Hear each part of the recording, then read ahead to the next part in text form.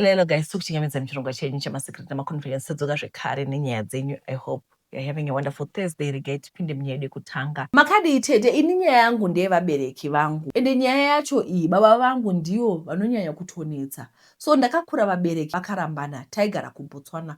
So pavakarambana baba vakabva vauya kuZimbabwe, mama vakasara kuBotswana, ini ndikasara ndichigara nemunin'ina wamama. Zvinhu zvakabva zvaoma tete, unongozivawo zvekuchengetwa, and it was painful. I think ndakagara for 2 years namainini, then mama came back, tobva tatanga kugara navo. Then baba vaingotaura nesu pavadira, but he was never present in our lives. And pavanenge vataura nesu nyaya yaingova kuti mai venyu ihure, ndosaka ndakasiyana navo, ndozvakaitika tisiyane. So pavaitaura nezvamai vangu, we would stop communicating now. And besides, vaitaura all this pafoni yamama. So kuti titerere zvinhu zvakadaro zvairwadza, and tanga tiri vana vadiki, and me and my sister takagara zvinhu zvikazombooma zvekutoshayirwa fees. I was in form 3, then tikatombogara pamba term yese because ndaenda kuprivate school and kwaiva a bit expensive. And kuti ndichinje chikoro zvaitozokosta mari yakawanda. So ndakabva ndaisira baba message kuti ndokumbirawo mari yefees. Vakanditi bhadharirwa nezvikomba zvamai vako. Tete mashoko iwowo akaramba ari mupfungwa dzangu kusvika nhasi. Ndakabatikana ndikaita cheka ukama navo. Ndaiva nababa vangu panguva iyoyo, ende ndaisada kupindira nyaya dzavo semwana, because zvavakatadzirana ndezvavo vari tu, and our relationship were not supposed to be compromised nekutadzirana kwavo. So baba vangu vari toxic, ende munhu wekuti habvume paatadza. So he's someone who points fingers at others panenge paitika chinhu. So upenyu hwakaendera mberi chichengetwa namama, ende baba ndakapedzera kuvaona 2010 or 2011 I think. Handina kuzombovaona kusvika pari nhasi. So takazogara taingoita ma-on and off kutaura. Pavaitaura pacho vaingopopota, amai venyu hure, vavabve muvarume apa vachiudza isusu vana, ende ndanga ndisingazvidi zvachose. Ndazokurawo manje ndakabva ndazouya kuUK. So I think vakaitawo ma-contributions avo towards kuuya kwandakaita. So vanongotaura vachiti unochengeta mai vako as if she's the only one akaita uve zvauri nhasi. Ndakatobatsirawo pakawanda, asi ini hautombondichengeti. Unorangarira mai vako, ende vaingotaura zvimashoko zvinongorwadza zvinongobhuwa. So ndagara paya ndakabva ndazowana mufesi wangu, and I got pregnant nemwana wandinaye. Murume akabva ada kuroora ndisati ndasununguka because aida kubvisa madhameji. Takatanga kutaura nyaya dzekuroora dziya. Baba vakabva vati kana uchiroorwa kumba kwamai vako ini handiuye, kumba panouya zvikomba zvamai vako. Mama nekoko vakatiwo kana uchinoroorwa kumba kwehama dzababa vako vasina kukuchengeta ini handiuye, handina kusununguka. Tete unopererwa chokwadi. Tete vanguwo vakati handiuye kuzokuroodza kumba kwamai vako. So ndakavati saka zvoitwa sei? Pane here patichaenda kunobvisa zvokwamai kwavari, toendazve kunobvisa zvokwababa kwavari. Ndodawo kuti vange vari pamwe chete. Sandiwo marooro andinoda akadaro. It's not good for me, and for the sake of peace, let's just be in one space. Hazvidi kuti mubve maratidza vakwasha kuti hamutowirirane zvachose. So I spoke to my mom kuti is it okay if I book imba isina zita remunhu? Then tete vakati handiuyi kudzimba dzenyu dzekubhuka. Baba vakaramba. Mama vakati kana zvanetsa munhu nemunhu ngaangopiwa zvake ari kwaari ikoko. Ochitongobudira mukwasha pachena kuti ndo zviripo zviri kunetsa, ndokuzodzokera futi kuna baba. Hameno vanga vakafungei zvemarooro zvacho hazvina kuzomboitwa. Takabva tanetsana nemurume wangu, but zvisinei nemarooro zvimwewo. So baba vangu vakabva vatanga kutumira mama meseji vachivatuka vachiti une uroi, une mwoyo wakaipa, unoda kudyira vanhu mari dzavo, une udyire izvezvi wakapiwa mari yemaroro ukadya wega, kunge mwana wacho wakamuzvara wega. Vakataura zvakawanda tete. Mama vakati mwanangu yamuri kugadzirirwa nababa venyu ingozi iyi. So pese mama vanonditumira mameseji avanenge vatumirwa nababa kuti uchingoverengawo because ndakura ndinzwisise. Hanzi unofurira vana vangu kuti vasandida, izvezvi vana vangu havadi kunzwa nezvangu because of you. Mama vakati vana vako vakura, umwe atova nemusha wake, hapana paningaudzira munhu ane 27 kuti venga baba vako ita izvi. No, my dad is another child, asiri wamama vangu, and still mwana yeye havawirirani, isiwo hatiwirirani nawo, but he is blaming it on my mom. He is just toxic. So ndongotaurawo navo here and there, just greetings zvotopera, because kutaura nyaya it will end up zvazvimwe zvenyaya, and especially when it comes to my mother tete, she sacrificed a lot for us. Kuenda private school ndakashongedzekawo, and by that time we were renting, vachibhadhara all bills. She was trying tete, vaizama kuita zvese kuti tirarame, but my father vaita oka 1 oka 2 pagore ndo pavaitumira mari, vasingambofungi kuti chikoro tichaita sei, rent, kupfeka, chikafu. Ivo vanongoti vana ndaichengeta. So till date vanongotuka mama, vanongoti vakadhakwa votumira vameseji vachivatuka. My mom lost a sister in August, so vakasiya mwana, and baba vemwana uyu havanyatsowana. So mama vakatora mwana uyu. Baba vangu vakuti wakatora mwana wasisi wako, waimutorere mwana yeye udyire, wakuda kuti wodya mari imurume yeye uchiti uri kuchengeta mwana, wakadii kuendesa mwana kudzinza rake? Ndo zvauri izvozvo. Kana ini vana vangu wakanditorera, mama vakati vana makafamba mukati hamuna pekugara nevana vasikana. So mama vakasiya mota kuBotswana ikatengwa nababa. So mama vanogara vachiti vanoida mota iyoyo, ende vakafa vakati vachaimukira ngozi. Ende nyaya dzavo ndakatoudza mama kuti handidi kudzinzwa, so sometimes notombova blocker because it will be too much. Ndotoshaya kuti ndodii. I think a lot of people can relate to this. In cases ekuti maparents arambana, especially maparents vanhu vekuma 60s, 50s, 40s, team rekumasure, generation yakapfuura iri. Panorambaniwana, they don't want to say, can we co-parent? Let's just raise our children. Because remember, vana havana zvavanoziva, number 1. Number 2, vana baba ndoda kuti muzive chinhu 1. Pose pamune muchiita mvenge dzamunenge muchiita, vana they know the person who stood with them from day 1. Do you know kumuka every day ndiri mai, kumuka every day uchigadzira vana lunch box, uchivaendesa kuchikoro, uchimeka sure lunch box achivatenga, uchibeka sure zvese zvinoda kuchikoro zvaitwa, homework zvakasiyana nekutumira mari school fees ka1 kana ka2 pagore. Handimoza, mai is there from January to December kusvika mwana apedza chikoro. Handiti mwana anotoziva kuti munhu anotida ndiani. Vana baba panenge vari kwavari ikoko vachiita upenyu hwavo, vachizotumira ka1 kana ka2 pagore, mozoblema vana kuti kwai mai vako ndo vanokuudzira. Ndoda kuti muzive chinhu 1 vana baba. Hapana musi watinombogara pasi isu sana mai kuti tuna mai vedu totaura kuti your father is a bad person, do this. No. Vana mai vedu vazhinji vanhu vanovaka.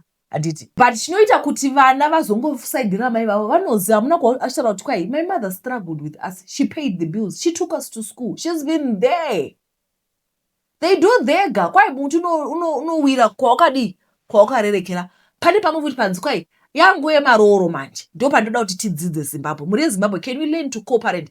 As long as mangoita mwana mese, chero mukazotukana putseki. Handiti. But patova nemwana uyu, can we be civilized so that we can raise this child?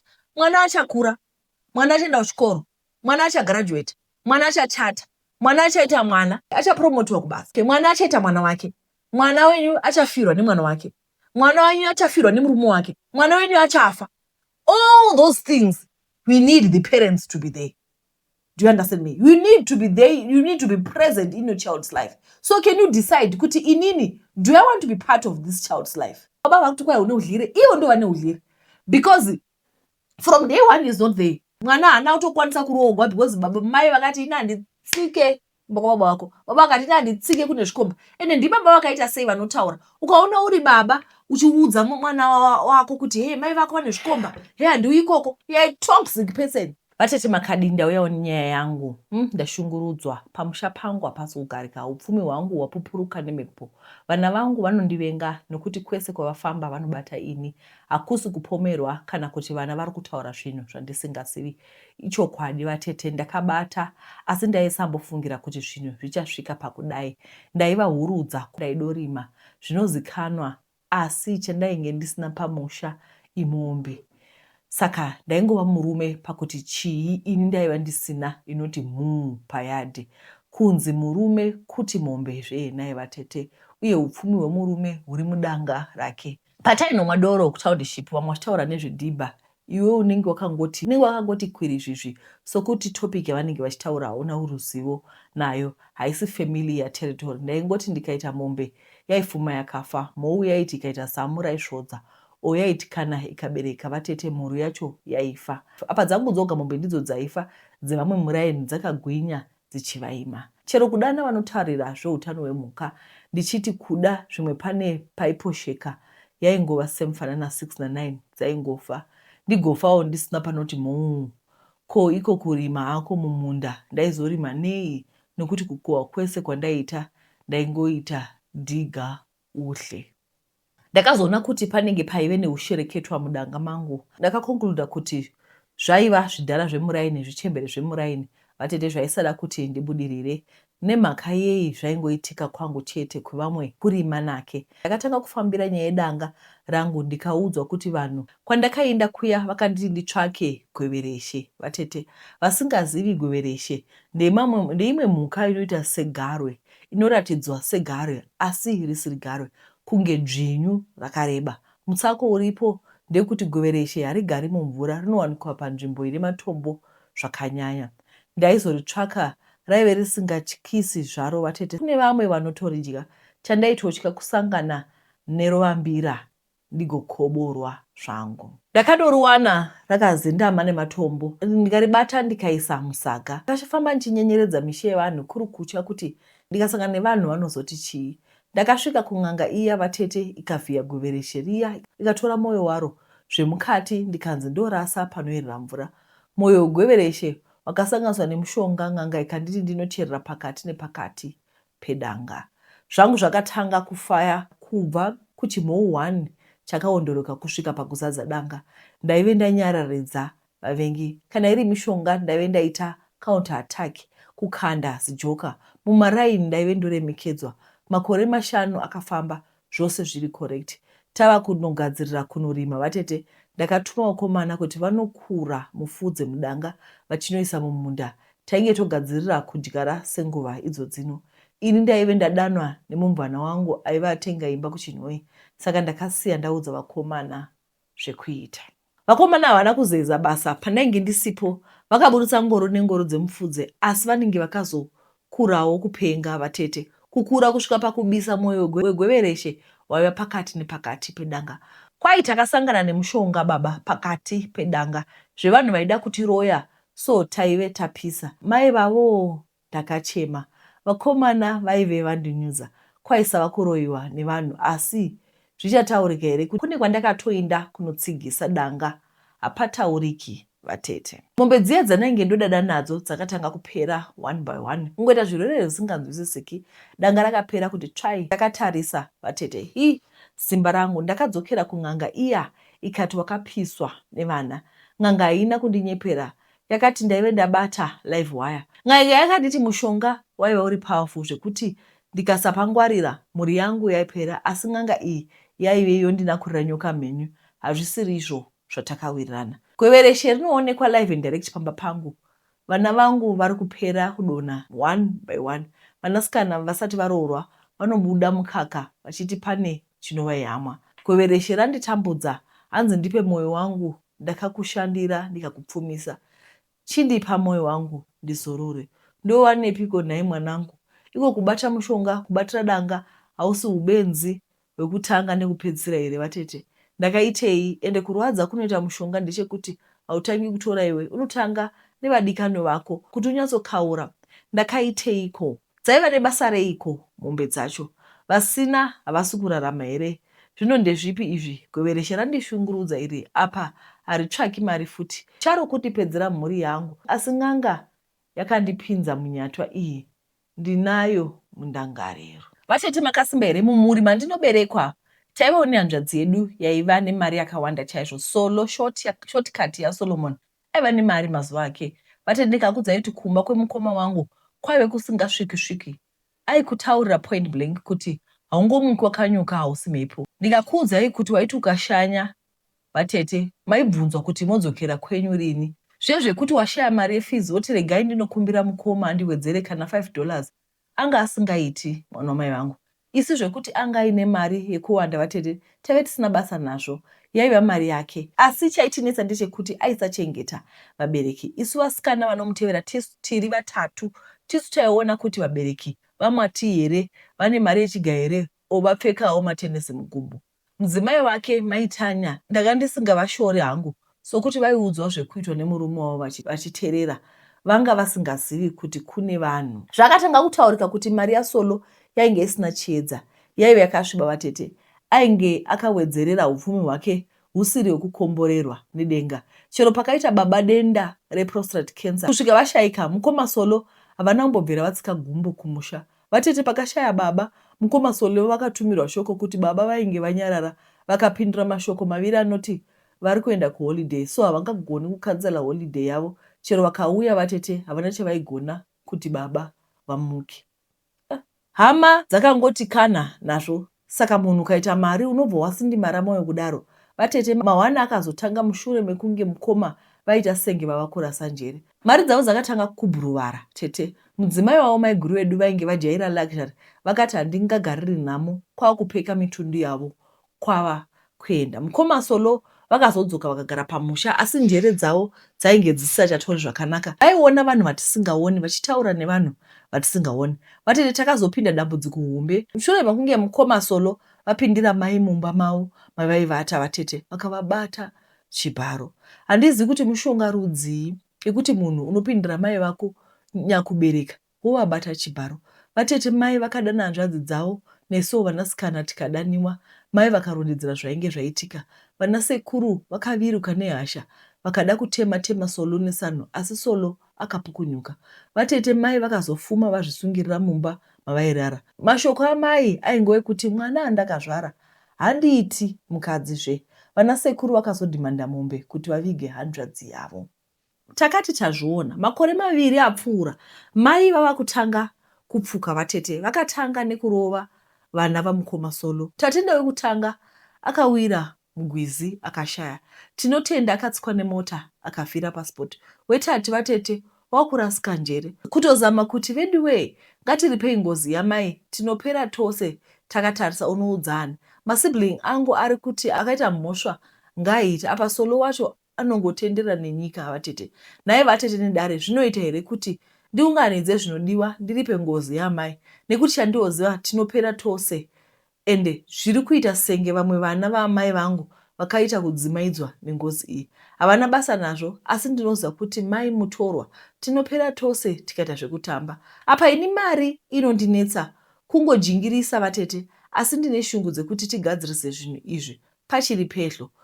Solo wacho ari kungopemberereka nenyika, iko zvino njere dzake dzava kudorwadza wese. Vatete ava kufamba akabereka masaga. Vanhu vanoita zvemushonga vanotipawo basa. Solo paaidya mari yake aidya oga. Navo vaiti vanhu vasina basa vakufanira kumubatsira. Shuwa kuromba kusvika wabata mai chibharo. Hazvitauriki, zvinotyisa. Alright, tazvinzwira toga. Regai tipinde munyaya inotevera. Tete ini ndiri kuBotswana, nyaya yangu yakarebesa. Asi ndichangotaura zvakaitika kuti ndikutsvakei nhasi. Ndiri musikana ne22 years. Ndakambenge ndakaroorwa, asi nawo takasiyana hedu.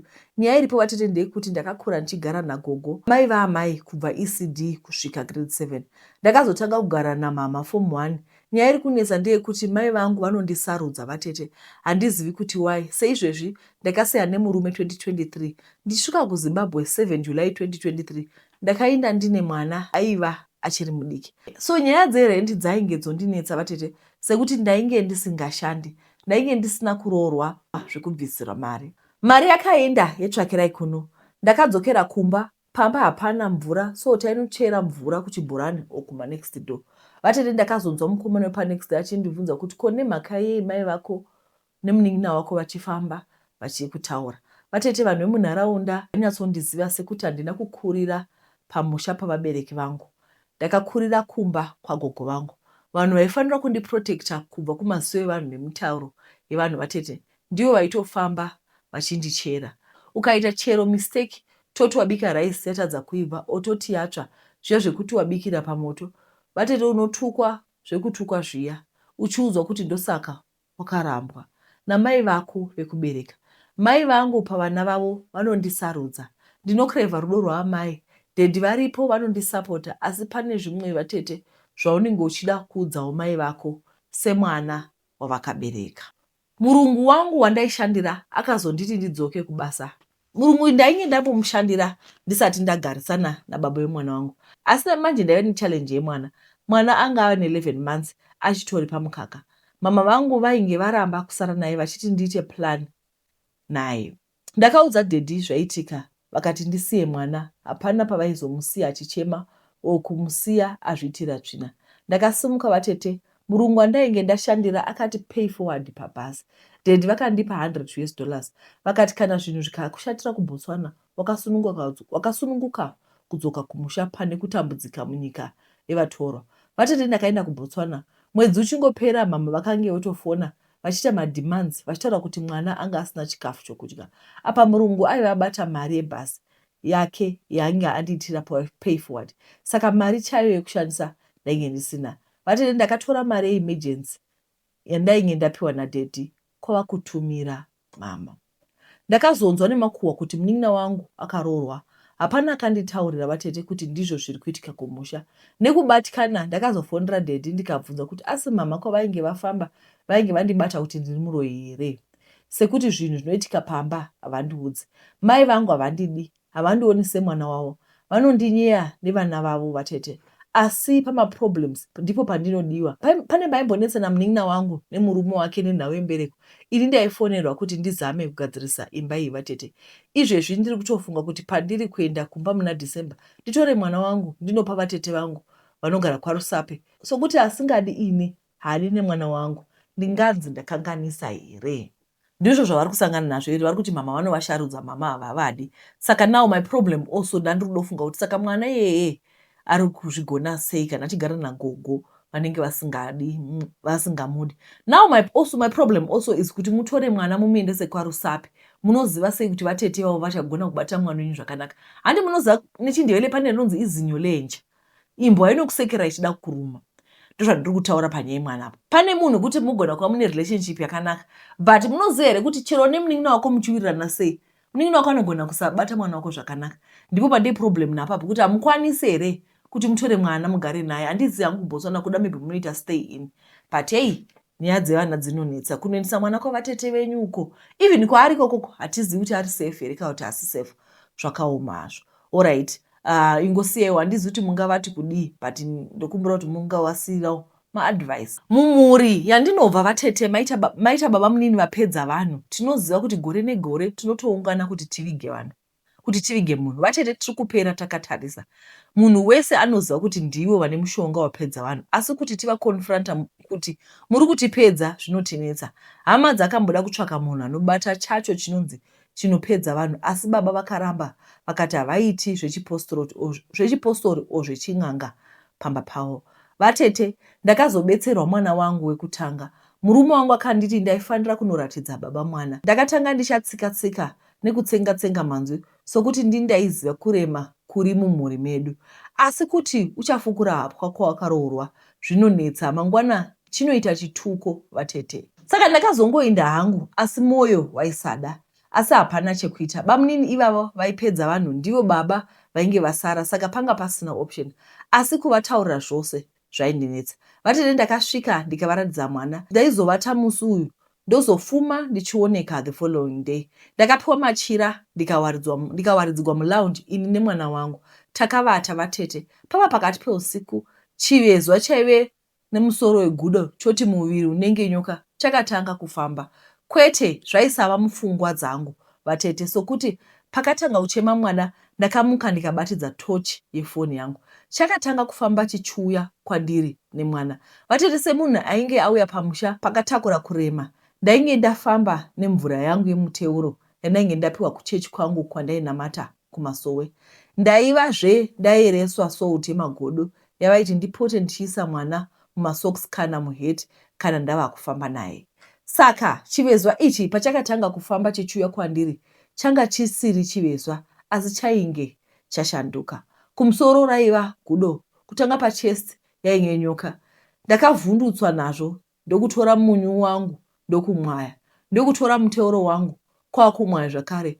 Gudo nyoka rakadzoka kumashure rikasandukazve kuita chivezwa, asi harina kukwanisa kuzokwira mudhuri zvakare. Ndakamuka rungwanani pamusha pano paiva pakatakura kurema, saka ndaida kuita zvinhu zvangu ndichakasika. Ndakamuka ndikavesa moto kuti ndigeze ndigobata mabhazi emakuseni.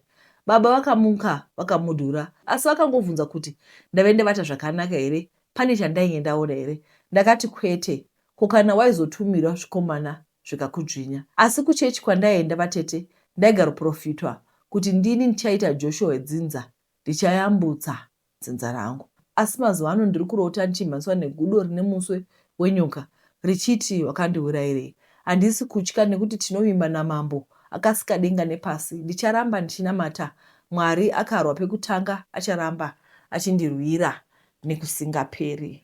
Makadii tete, ini ndinofara hangu. Nyaya yangu yakadai ndakaroorwa gore ra2008 mwana wekutanga 2009.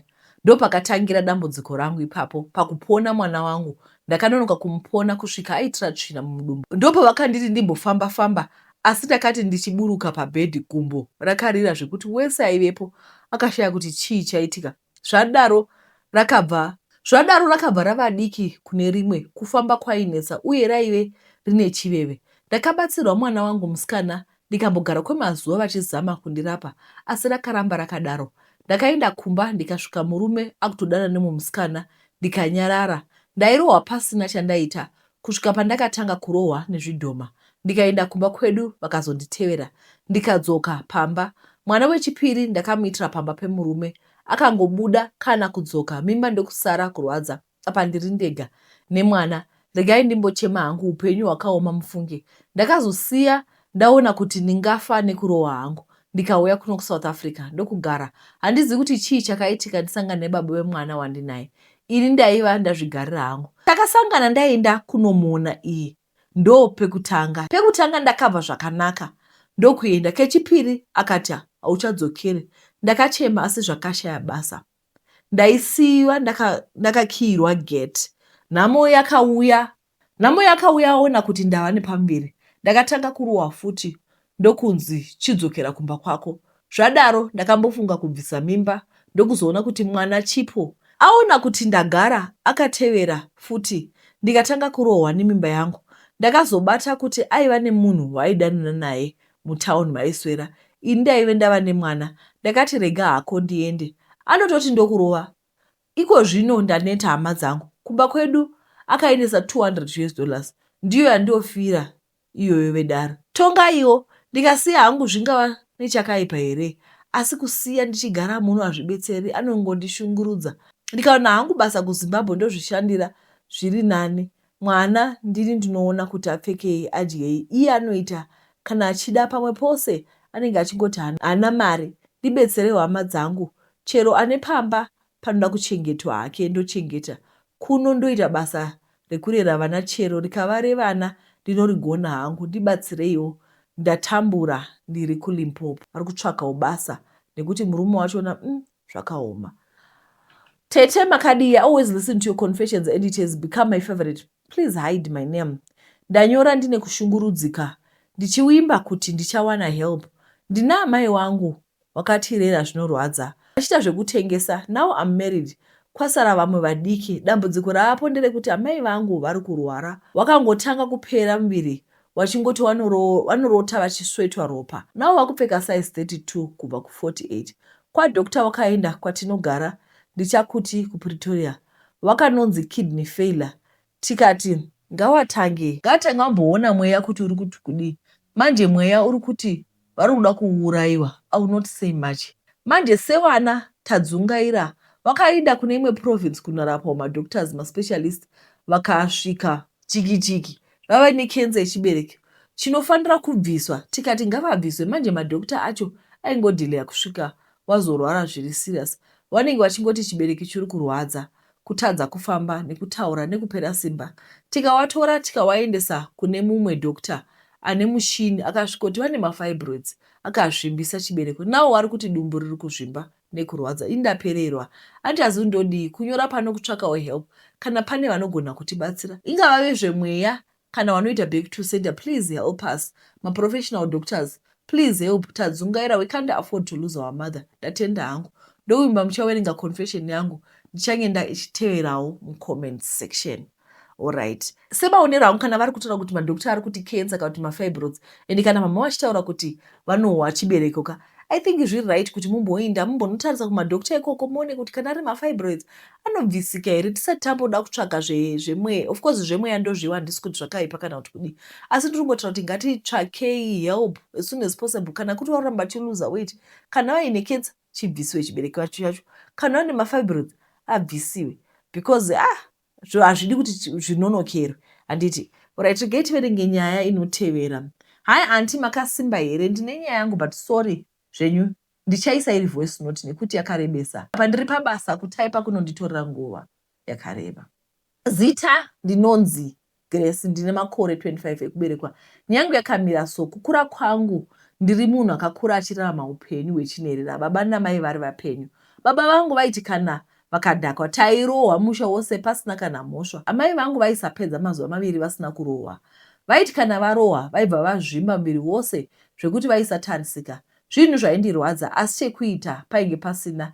Amai vaizoti pavanoita sezviri nani vaibva vatiza pamba vondogara musango. Ini ndaiva mukuru pamba. Ndini ndaisara ndichiona kuti vana vanoda kudya, vanoda kugeza. At the age of 9 ndaienda kutoziva kuti tichabika nei, vodyei. Kana pasina upfu ndainogaisa nechibagwe because ndisina mari yekubhadhara mugaisi. So ndaiti 1 gallon kunogaisa bhagidhi rechibagwe. Baba vangu munhu wekuti haakwanisi kuswera asina kunwa doro. So vaizoti vadzoka kubva kubhawa, amai ipapo vane vasipo voti huyai pano mose toinda zvonzi umwe neumwe ngaatsvake shamu yake totanga kurohwa. Tete zvekusvika pakuita tsvina tichibvunzwa kuti mai venyu varipi, muri kuziva kwavari. Tete kutaura kudai ndamutsa ronda harisi kupora. Ndikazvifunga so zvadaro, ini neumwe munun'una wangu takabva tatiza pamba. Hanzvadzi yangu inotitevera yakabva yatizawo, tikasiya vana vaive nema2 years voga pamba. Vakatitsvaka vakationa tikadzoswa pamba. Upenyu hauna kuchinja nekuti pandakatiza ipapo ndakanogara mukombo ndichishanda. Vamwe mai vaive nechimwana chavo, so pavakanzwa kune vana vari kutsvagwa vakabva vatoti kune vana vandinogara navo, ndokuonekwa kwatakaitwa. So upenyu hwedu hwakangoramba wakadaro, tichitiza mai nekoko vachitizawo vachidzoswa. Pataingova mujere. Tete regai ndimbobuda muno mandiri, ndichadzoka ndichikuudzai zoita ndinyore nyaya yangu cause handingambopedzi kuzvirondedzera. So zvadaro rimwe zuva mai vabva kumba, ndakangoonawo kuti vane kupurazi ravaishanda asi kwaive kure. Ini ndakabva ndafunga kutevera mai. Apo ndaisa kuziva ndakatiza kumba ndokutanga kufamba. Ndakafamba tete kusvika kwadoka, ndakasangana nemumwe murume ndikamubvunza nezvenzvimbo iyi. Akanditi huya ndikuperekedze, wakutosvika, amai vako ndovaziva. Ndakamutevera murume uya akasvikopinda mumba akati ndipo pano amai vako vaenda kumashopu vanodzoka. Ndakaona achikiya dhoo rake akabva atanga kubvisa hembe akanditi ukangochema ndinokuuraya. Ndobva ndanokurasa, unozoonekwa wakafa. Akandibata chibharo apedza tete akati geza ndikuperekedze. Ndakageza ndikapiwa chidhende chekuisa pakati pebhurugwa rangu kuti ropa risafamba richierera. Akandiperekedza kusvika anondisiya kurodhi kwaikwira makombi. Apa hwanga hwadova usiku. Akaudza dhiraivha kuti musiyei kwarimbi ndiko kwandaienda. Ndakanosiyiwa kuye usiku ihwohwo. Ndakangonanga paive neumwe musha ndikavatsanangura zvandaive ndasangana nazvo nekwandainge ndichibva. Vakati mukadzi wakutaura nezvake aishanda apa, patakabva nekutiza murume wake akasvika pachimutsvaga. Nhamo yangu tete vakazondipa $1 kwaedza because ndakazorara ipapo. Vakati chikwira udzokere. Ini nekuziva kuti kumba hakudzokereki ndakatanga kuita street kid tete. After 1 month ndichigara sechigunduru ndopandakazonzwa umwe mukadzi aida kushandirwa ndokunoshanda ndichitengesa mazai kusvika ndazosangana newandichati Kuda, akazova baba vevana vangu. Nakuda takadanana kusvika tizisa tikagara tose, ndikaita mwana wangu wekutanga. Imba yakatanga kunetsa ndikatiza 2016, ipapo ndaive ne15 years. Ndikazoita mwana wangu 2017. Murume anga agara achiti ndakakuwana usiri mhandara. Unoda ndinobvisiswa mari yeumhandara wako ndisiri ndakakubvisa here? Ukuwo hama dzake dzaisandida tete. Rimwe zuva ndakazomuudza kuti mboenda kumusha ndinoona vamwe, akandipa mari yekuenda chete. Ndakanosvika kumba kwehanzvadzi yake yaigara muchiponga anoita zvezvidhina. Ndikamuudza ndodawo kumhanya zvidhina mondiwedzerawo mari yangu. Haana kuramba, ndakamhanya zvidhina zviye akandipa 10 US dollars. Ndikaenda kumusha. Ipapo ndanga ndava nemwana. Ndakasvika kumusha ndikaona baba nehanzvadzi yangu ndo vaiva pamba. Baba vangu vatondikangama kozi ndakabva kumba 2013 ndikadzoka 2018. Ndipo pavakandiudza kuti mai vako vakadzoka vakaita umwe mwana asi vakugara mukembu yekutongogara. Takazoendako tose tikanoona vamwe vose. Amai vakandiona vakaratidza kufara chose, asi ndakadzokera ndikanoita 1 year ndiriko kumba kwangu. Zvinhu hazvina kuchinja. Baba vemurume vaingondipopotera chero ndikadetsana nemurume mumba medu. Baba vaitopindira, sei warara wakapfeka? Vamwene nekuku, but vamwene vangu vairume vachifuridzira, ndozvavaiva vari. Imba yakanetsa, ndikadzokera kumba kwedu. Apa handina kuziva kuti ndazvitakura kepiri. Baba vakanditi gara mwanangu, kana murume wako haachikuda achatevera. Ndakagara, murume ndokuzotevera. Akasvika akabvisawo mbijana. Baba vakandibvunza kuti unoda kuenda kumba kwako here? Ndikati zvanga zvisingaiti kuti ndirambe because imwe mimba ndanga ndava nayo ndichisvika kumba kuye. Murume ndokubva dariwo neshamwari yake kuJoni ndokugara. Kwakukangamwa kuti ane mukadzi. Ndakasara ndikachiona pamba ipapo ndiine mimba ndishamari icho kusvika ndazvara. Ndakazoudza mai vangu zvandaisangana nazvo. After ndazvara vakanditi ndiuye, murume achinditi ibva pamba pangu. Mai vangu vakanditi usasiya vana, uya kumba nevana vako. Ndakaita seizvozvo. Ndakaenda kumba ndikanogara. Panguva iyoyo amai vangu vanga vasiyana nababa vangu. Vakavatorera peace order. Baba vakabva vadzokera kumusha. So ndakadzoka ndikagara namai mwedzi 2 ndikawana basa rekutengesa kubhawa. Ndikanotengesa ndichipiwa $20. Ndaisava nebasa nazvo. Ndaingoti ndikatambira ndobatirwa stock yaizosvika 300. Asi ndaingopa mai kwose ikako. So ma1 akazotanga ndava kubata mari yekuti ndiuye kuno kuJoni. Mai vangu vanga vakuti ndikasavapa mari nevana vangu vouya navo kubasa kuye. Nai veduwe, zvinoita here kugara nevana pabhawa? Ndakapedzera ndava kukechesa kuti zvibhalanze. Vakauya vakatora vana vakagara navo futi nekuti ndatanga kuvapa mari kusvika mari yangu yakwana. Ndakauya kuJoni ndikavaudza ndasvika kuti handisisiko kubasa ndava kuJoni. Vakazvinzwisisa asi vakamboita mubvunzo zvikazopera. Ndakasvika kuiswa pabasa. Remember ndakashanda ndichitumirawo mari. Ndaiti ndikasevha tumari vainditi huya utore vana vako ugare navo. Ngatumira mari nchiti ndeye kuchikoro vaisamuendesa vaitora mari vodya. Kuvati ndipewo mapicture evana vane mauniform avo. Vaipfekedza mwana wangu uniform yeumwe mwana tete vonditumira. So dzimwe nguva basa raipera ndaitukwa kuudzwa uhure hwose kusaororwa kwangu kwose. Gore rapera ndakadzokera. Vakasara vachindireva nehanzvadzi yangu. Ikandiudza kuti ndozviri kutaurwa namai. Vakandiforwardira mavoice note avaitaura ndikazvinzwa ndikanyarara. Ndakazowana basa ndinoshanda asi ndaisatumira mari every month. Vakatanga futi kuti uya utore vana vako ugare navo. Ndakaudza tete vavo vakauya kuzovatora. Ipapo mai vakandisira message kuti richavapo zuva rauchaona kukosha kwangu. Handina kuvadavira tete. Ndobva ndanyarara ndisingachatauri navo.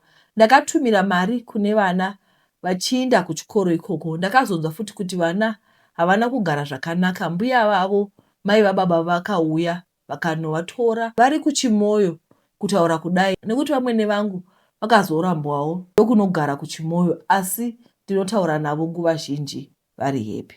So now chakunetsa kuna mai mari handisi kutumira, ndiri kupa mbuya vavo vanova vamwene ndivo vakugara nevana vangu. Hanzvadzi yangu iri kubasa ndiye aimbovapa mari. Savanga vasisachadi kunzwa nezvangu. Zvino hanzvadzi yangu iya ava nemukadzi. Mari kumba haichaindi sekuenda kwaimboita. So mukoma wangu akazoenda kuna amai. Haana kusvika vakabva vamutsamwira havachatauri naye. Kune mumwe number 4 mumba medu ari kushanda ane 18 now. Ndiye ari kuvapa mari. Isu hatina basa kwavari. So chazoita ndiuye ndechekuti mai mukembe mavaigara vakazonze havachadiwi. Hamuchadiwi maMozambique ngavaindi. Vakabuda isu tiri vaviri hatina kuudzwa. Vakaudza uya ari kuvapa mari kuti ndozvavapo. So ndiye ari kuvabhadharira rent. Ndibatsirewo, ndaibofunga kuvatsvakira pekuti vagare stand chaiyo nekuti basa rechimadhumbe randinoita ndikaunganidza ndinokwanisa kuzviita, asi tete ndoita sei ndivatsvake here? Ndongosiyanawo nazvo here? Ndodii? Uku baba vari kunziwo vari kugara muzvimba zvinovhinza. Handichazivi zvekuita tete, mai vangu havandidi. Tanga makuudza kuti ini ndiri chizvarwa chekuMozambique. Yeah, it's difficult. It was difficult to read. Guys, I think pataverenga nyaya yose ndaona kuti kumba uku kwakune abuse from day one. Mama vairohwa vachinogara mudondo zvikazodii zvikaenda zvakadaro svika mwana atevera mama achifamba netsoka akabatwa zvakare chibharo. A lot happened, but ndiri kuona kuti pane a lot of dysfunctionality, like the family is not functional from where to go. Saka vari kuti izvezvi manje baba vangu vanogara mumba inobvinza, mai vangu vamenoko vanogara izvezvi vanoda kubhadharirwa rendi, but mama havatauri nesu. I think sevaberekika ngatidzidzei kuda vana vedu unconditionally, kwete kuti uyu anazvo uyu handipi, kana achindipa mari unomuda, kana asingade kupi mari haumudi, umutuka, umuudza uhure and all. Saka vari kubvunza kuti veduwe ndivakire mai vangu imba here, nekuti inini basa randoita ndogona kutovavakira. Imi munongotaura kuti munoti kudii handiti. Regai tiverenge nyaya. Nyaya yangu yakamira yakadai. Ndakashayikirwa nehanzvadzi yangu 2017, akasiya vana vakomana vaviri nemudzimai. Akashayika achibva kumusha kunofambira study permit yemwana mukuru aiva akuda kunyora grade 11. Akangotanga kurasika njere ava pabhodha SA side achidzoka kuno Cape Town kwavaigara. Zvadaro akazoonekwa nevakamutakura ainzi aiva collapsa, akaendeswa kuMessina Hospital. Kwakanopfurwa nesecurity pahospital achinzi paakamuka akanga ava violent zvekuuraya midziyo yepachipatara yakakosha. So mwana akazowana hake dhona akakwanisa kuti aendere mberi nechikoro, akaita IT akapasa. Macertificate ake ndiwo ari pamusoro apa. Kumashure kwacho, before baba vashaya, iye akasangana netsaona achienda kuchikoro 2013. Yakamusiya ava chirema, akakuvara right hand necollarbone. Haachakwanisi kushanda kana basa rinorema, asi remakombiyuta chete. Amai vemukomana uyu vakaitawo kosi yecaregiver, asi basa harisi kuwanikwa.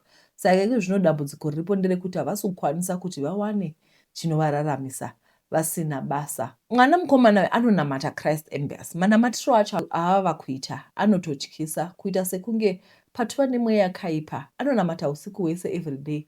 At night anongobreaka just few minutes kuenda kutoilet. Kudya anogona kudya kana kamwe chete pavhiki rose, okupedza mwedzi achiita dry fasting. Tete anosvika pakusangana dumbu nemusana chaiko nenzara, apa anenge achingonamata in tongues, no other words rinonzwikwa. Kana kunzwa muchitaura kana kuona mamaprogramu anosvikochinja oisa Pastor Chris. Ukamubvunza zvebasa anoti ari kushandira Jesu. Chasara pano kushandira Jesu, nokuti hatichina nguva Jesu ava pedyo nekuuya. Ndiwo mashoko ake.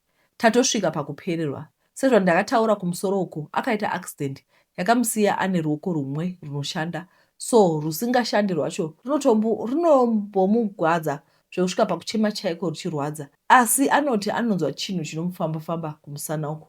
Ukamuti handei timbonotwaswa nemadhokta, anoramba anoti ndinoudza pastor vakandinamatira ndinopora. Anorara akapfeka newspaper rine face yaPastor Chris kumusana. Akatsva ruoko rwacho rusingashandi rikasvika kuora kuita green. Anoramba kuenda kuchipatara anzi ndopora nekunamatirwa. Tokumbira rubatsiro tete tapererwa.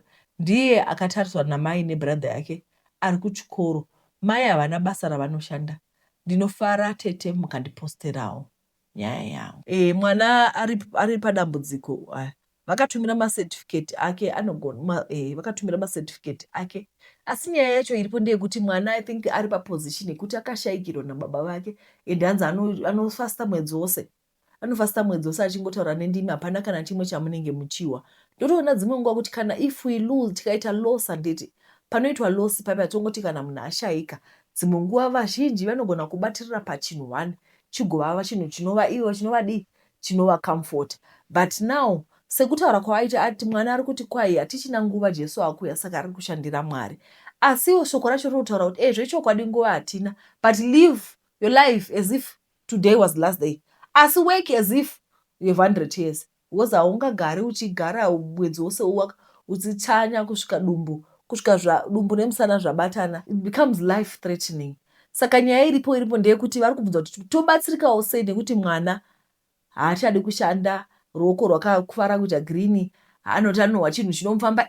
Because kana ruoko rwakatoita girini anenge atori neinfection, anoda maantibiotics kana kuti chii hameno kuti aende kuchipatara anoonekwa. Ada kuti aende kuchipatara anoonekwa kuti chii, because haungati watsva urege kuenda kuchipatara ruoko rwoita girini, unenge uchitofila chinhu chinokufamba zveshuwa.